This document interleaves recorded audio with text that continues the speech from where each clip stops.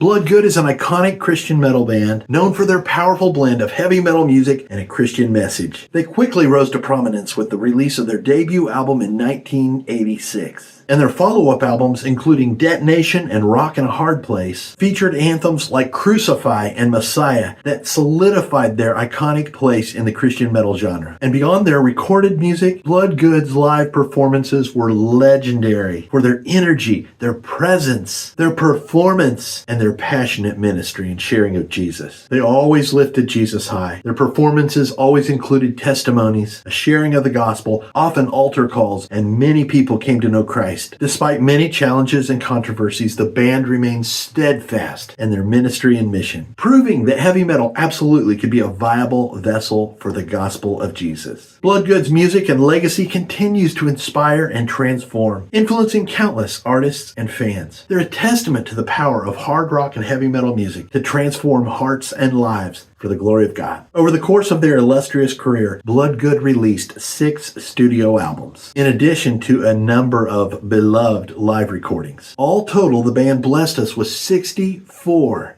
Christ-honoring metal classics. In this video, I'm going to attempt to do my best to whittle that catalog down to just my top 10 favorite Bloodgood songs.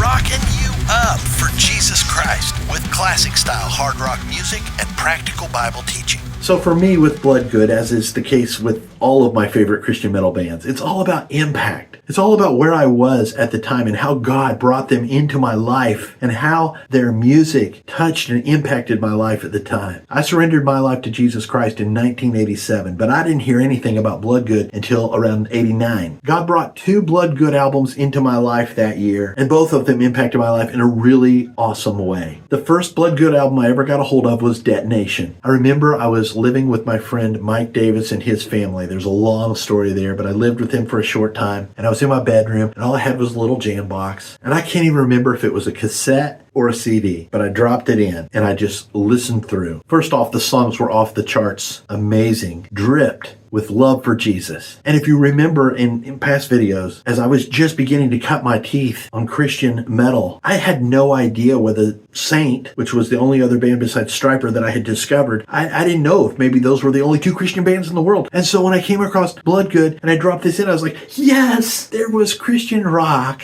And it was like, I'm not putting any of those guys down, but I'm a metalhead, right? And so, yeah, that's good, that's fine. But I was looking for metal. And when I dropped this in, it was like, this is real. This is good. This is solid. I loved it. The second Bloodgood album that I was introduced to in 1989 was their current album for that year, Out of the Darkness, which was just another solid collection of Christ-honoring heavy metal anthems. And it just so happened, wink, wink, nod, nod, providence of God, thank you, Jesus, that Bloodgood was coming to Indianapolis on tour. Now, you got to know that a lot of these bands from the West Coast, it wasn't a real common or easy thing for them to make it all the way over to the east side of the United States or the Midwest. But here they came to a little theater, and I went to that show with some guys that I was in a band with called Blueprint. It's hard for me to capture in words what that experience was like. I've seen a lot of great bands, and Bloodgood was a great band, but they brought a theatrical presence and presentation of the gospel that I'd never seen before. It was almost like a rock opera. It's hard to really say. Almost like Broadway